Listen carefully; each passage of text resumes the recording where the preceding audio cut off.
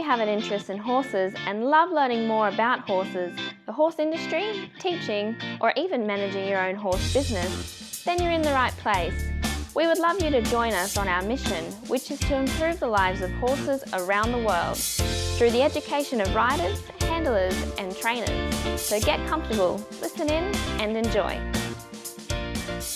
This is another of our popular Listener's Choice interviews, which we're playing over the weekend. We've chosen the most popular interviews for you to select the Listener's Choice winner. If you're not sure how the Listener's Choice competition works, have a look at horsechats.com/choice for the rules and the leaderboard. If you have the same vision as International Horse College, which is to have a world where people safely appreciate, respect and enjoy their horses, and the horses appreciate, respect and enjoy their people, then have a look at their website, internationalhorsecollege.com, registered training organisation 31352. Today we've got a return guest, Dr. Peter Huntington. So for those who know Dr. Peter Huntington, you know that he's a vet who specialises in equine nutrition and is conducting ongoing research and investigation into the nutrition of horses, and he's also a director of the equine nutrition at Kentucky Equine Research. Peter's also written a couple of books, but all those details are on his first chat. If you go to horsechats.com, search for Peter or search for Huntington and you'll find that. He's also done one on 10 tips of basic feeding principles, which is sort of a precursor to this one. Then he's gone on and branched out into 10 tips of feeding performance horses. Now it's a little bit of a different branch today, 10 tips on basics of feeding breeding horses. Peter, how are you today? Yeah, great. Thanks, Glenys. Great. Very good. And this is a topic of significant interest to me, breeding horses. And Okay. I work with a lot of the bigger thoroughbred breeding farms, try and get their feeding programs right and get them to have feeding programs with sort of optimum fertility and lower amounts of wastage. But equally, the same principles apply to all sorts of horses. Okay. So the first tip we've got, you're going to talk about pregnant mare nutrient requirements. Yeah, well, I think the important thing to remember in feeding the mare is that the requirements are not the same all year round, that they vary according to the stage of pregnancy and or lactation, and that you've probably got about, 3 stages. You've got the feeding of the dry mare or the dry mare and the early pregnant mare, and then the later pregnant mare, and then the lactating mare. And they're all different. So first half of pregnancy, the nutrient requirements are not much different to the horse that's non-pregnant. So you don't need to you don't need to think, oh, my mare's just come back, it's got a positive test, it's 45 days or 45 days pregnant. I've really got to ramp up the feeding. I've really got to, double the amount or pay special attention. Sure, you want to be supplying the right forage to the horse. You want to have the mare in good condition. You don't want her losing weight at this stage because that could, if it's severe enough, imperil the pregnancy. But you just want to maintain normal condition. You certainly don't want them gaining weight too much because there's fat brood mares are not efficient and have increased wastage. So just feed them, much like a dry mare, maintain good condition and feeding a normal balanced diet.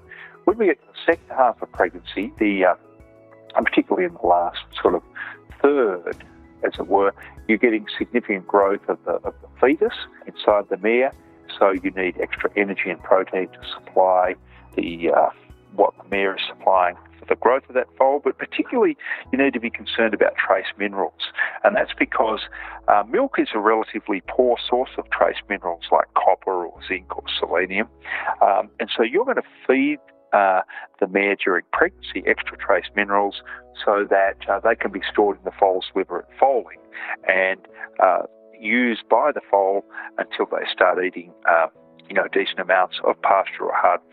So they're a good source of trace minerals that the foal needs, particularly for developing bone and etc. And so paying particular attention to copper, zinc, selenium nutrition in late pregnancy, in the second half of pregnancy is very important. Okay. All right. And then you've gone on for number 2, the lactating mare nutrition. Yeah, when the mare's feeding a foal, they're like a dairy cow. They're producing large amounts of milk, and that requires a lot of energy and protein. Their appetite goes up dramatically. So if you put a mare in a yard, just feed them hay, then you'll see how much hay they'll eat because of the appetite. So high protein needs, high energy needs, high calcium needs. So if you are giving supplementary forage, your choice would be lucerne hay, and it's the time where you often need to introduce a feed that's designed for brood mares and to start to feed larger amounts. So something that I formulated, designed for brood mares, barrow stock, breed and grow. It may be that depending on the breed of mare, you may only need to feed a couple of kilos of that during pregnancy, but you may need to increase it during lactation, depending on what pasture is there. Now, not all mares need feeding during lactation because if there's enough pasture, they'll do it on pasture alone. But you need to be aware of considering, how much pasture is there, how much hay am I giving, and therefore how much feed am I going to offer to there to make up the shortfalls.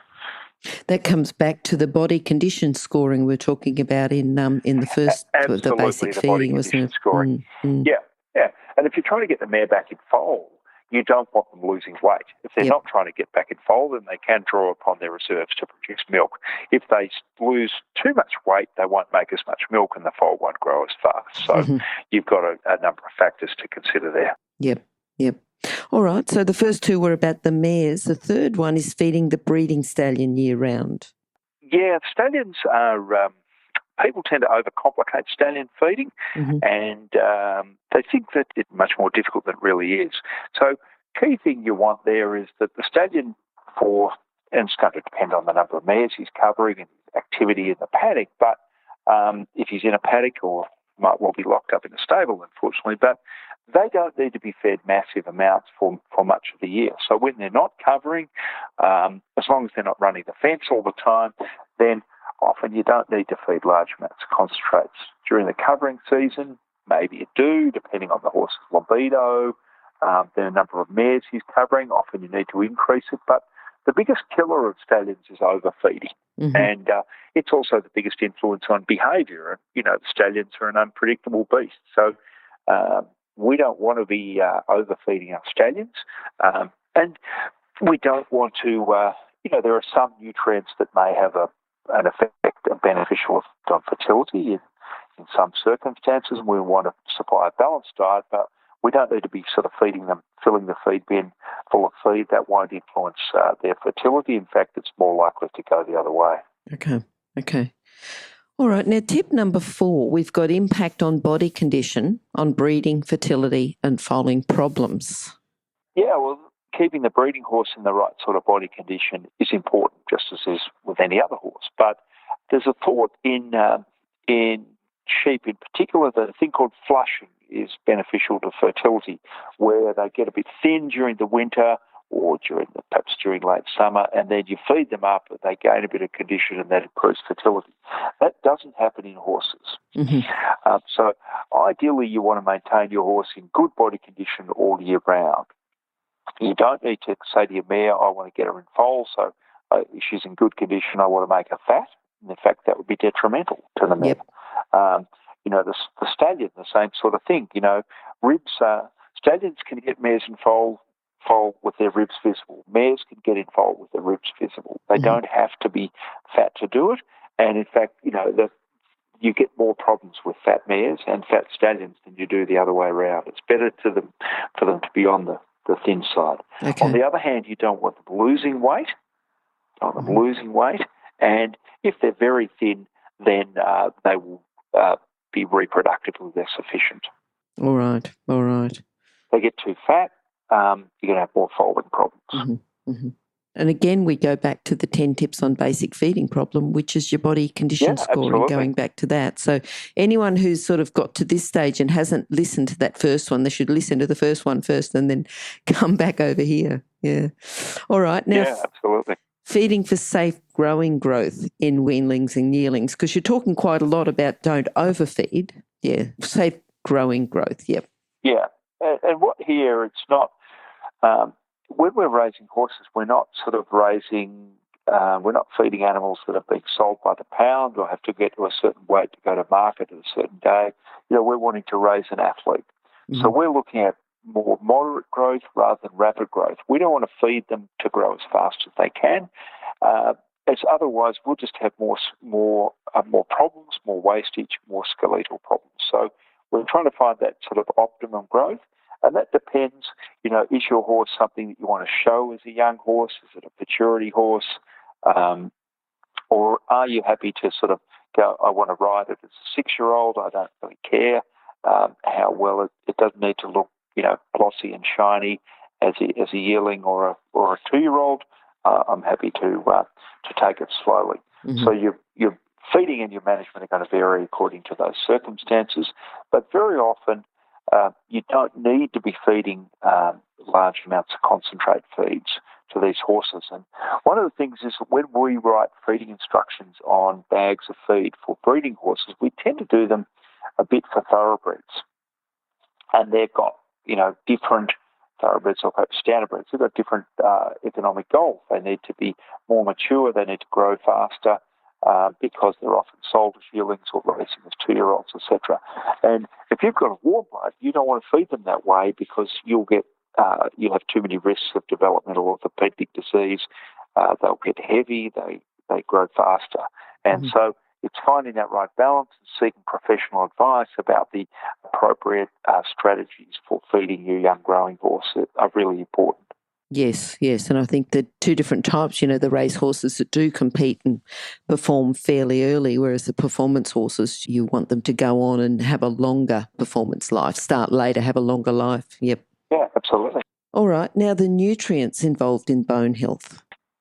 Yeah, bones are a really important area. Bone and joints are one of the key areas of wastage. Mm-hmm. So you can have a great-looking foal, and it's no good if it gets skeletal disease later on. So there we're looking at things like, particularly minerals like calcium, like phosphorus, so having an adequate amount of calcium and phosphorus, and that depends a little bit upon the forage you have. If you have kikuyu pasture, which has got oxalate to tie up the calcium, then obviously it's much harder to get that sort of balance right. If you're feeding lucerne, that's a good source of calcium, and you have that available, then it's a fair bit easier. We've got minerals like copper and zinc and manganese. They're involved in various issues around bone development, cartilage development within and maturation within the joint. So they're key nutrients to consider. So about skeletal health and about getting the balance of those nutrients right, and making sure it's the time to feed if you are feeding, you don't just go, I've got a yearling and I'm going to feed a pony feed to it because my horse is, it's in good condition. I'll pick a low energy feed. That's not necessarily the right way to go. Better way to go would be to pick something that's been designed for young growing horses but is fed at a lower rate. And there's a lot more use, I think, a sensible use of what we call balanced pellets that are fed at about, say, half a kilo, 1 kilo a day, where they're a concentrated source of nutrients. They don't have a lot of energy in them. An example of ours is all-phase pellet. There are a number of others around, Barrow-Stock State Balancer, and they are very useful ways of feeding the nutrients that are important for bone health without overfeeding energy to a young horse. Okay, good. Now, the next one we've got, we did talk a little bit about herd feeding in the basic feeding principles, but the feeding and the practical management considerations for herd feeding as far as breeding horses. Yeah, it's about, you've got generally got groups of horses, and you're going to have the effects of pecking order. So thinking about giving each horse access to the feed, be it hay and concentrate feeds. If you've got feed bins out, you want to be feeding off the ground because they get less. You reduce wastage, and certainly if you're in sandy areas, you reduce sand consumption when you've got proper feed bins. Sand can lead to sand colic or diarrhea. Is the number of feed bins and the placement of feed bins. So rather than putting all your feed bins in a line, you better put them in a big circle or a square or something like that. So If the horse at the bottom of the pecking order gets kicked off the feed bin at the one end of the line, it doesn't have to walk all the way around to the other end of the line to get a new feed bin. And it's things like extra feed bins, so giving one extra feed bin per horse. So we've got half a dozen young horses out there, 7 feed bins, that sort of thing. Or mares, but more so with mares actually, in terms of pecking order effects. Young horses are not too bad, and they'll often share feed bins. But as colts get a bit older, this time of year, yearling colts are starting to feel the effects of testosterone a bit, and they will start to want to dominate others in the herd. And feeding time is one of the times of domination, and that can affect the way your feeding program performs. Sure. All right, the value of vitamin E for breeding stock. Yeah, I mean, vitamin E is a really important nutrient for all sorts of horses. It's an antioxidant, interacts with selenium a lot. Some of the areas of the country are selenium deficient, southwest of Western Australia, some coastal areas in Victoria and the Hunter Valley are particularly selenium deficient. So both supplementary selenium and vitamin E become more important nutrients in those areas. Mm-hmm. And vitamin E is an antioxidant and that has a role in optimum fertility in both the mare and the stallion. So making sure that your diet has enough vitamin E. And this is particularly relevant when they're in a drought, when you're getting nothing from the forage. So green grass has got good amounts of vitamin E. And so springtime is naturally, with green grass, is naturally a time when the horse will be getting quite a bit of vitamin E from the grass. But when you're feeding hay, particularly last year's hay, or there's nothing on the ground, you're getting nothing from those sources. So thinking about the vitamin E content of the feed you're using, or perhaps as a supplement, are relevant, particularly in the horses that you think are sub-fertile, okay. So stallions or mares. So we tend to think of vitamin E with performance horses mainly, but breeding horses, it deserves some consideration too. Mm-hmm. All right, now fish oil. Tell us about that and the benefits for that for breeding horses. You don't need too many supplements in terms of feeding breeding horses, and you want to keep it simple. But fish oil, which is a source of long-chain omega-3 fatty acids, and these have some beneficial effects on both stallion and mare fertility. And they've sort of, in the stallion, they've been shown, and other animals, they've been shown to improve motility of sperm and sometimes sperm numbers. So the subfertile stallion have been shown to have benefits with fish oil supplementation. And, humans are taking fish oil generally for cardiovascular health, or perhaps for, anti-allergic properties or some things like that. So we take it for a variety of reasons, but in the horse, it's a useful supplement, for a stallion or in a mare that's subfertile. So mares that are prone to early embryonic loss or prone to placentitis will also benefit from fish oil supplementation. The other area of vitamin E that's interesting is that if you give vitamin E to your mare before foaling, then that's been shown to improve immune transfer to the foal in the colostrum. So improving the health of the foal is consideration. All right. Now, the number 10 is measures to reduce the risk of DOD. So if you want to explain that a little bit more. Well, yeah, that could be that's a whole topic in itself, Glenys. We could get you to come back and, Yeah, maybe we should do that. Is one of a number of conditions. It's a sort of overarching term for a number of conditions that can affect the bones and joints of the young growing horse. Okay. It's angular limb deformities, flexural deformities, OCD, cysts, wobbler syndrome, and or we'll put particularly collapsed tarsal bones in there in young foals. So there's a number of these conditions that it's thought some sort of nutritional principles have an influence on, and I think if you do feel you've got either a individual horse that's affected, you can put that on a dietary management is one of the things that you can do to improve the chance of recovery. But then you need to look at, what are we going to do differently next time, the next time we breed a horse? And you've got to start with the pregnant mare, and then you've got to look at how you feed the young horse. And I think in summary, I've covered a number of these issues earlier, but it's not overfeeding, paying attention to pregnant mare nutrition, particularly in the area of trace minerals.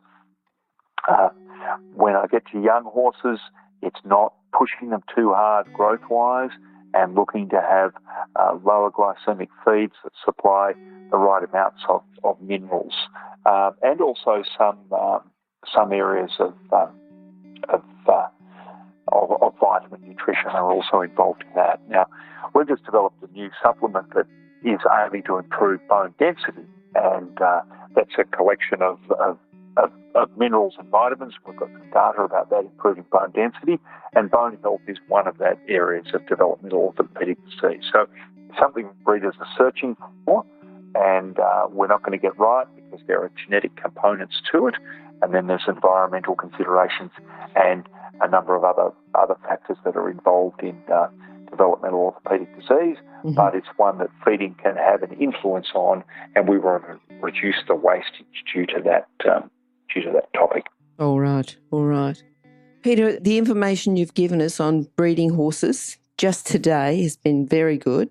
And if you can come back and talk, as you say, it's just almost opens up not a can of worms, but, you start to go down one area, and I'm sure you can just keep going down and down and down and giving us lots more information. And that's where our Equinews website, equinews.com website's got a massive information with a heap of articles about all aspects of feeding the breeding horse, and the newsletter that comes out, fortnightly newsletter, which you can sign up for, will often have topics related to breeding. So go to Equinews. It's got nutrition, it's got health, it's got reproduction, it's got some management stuff.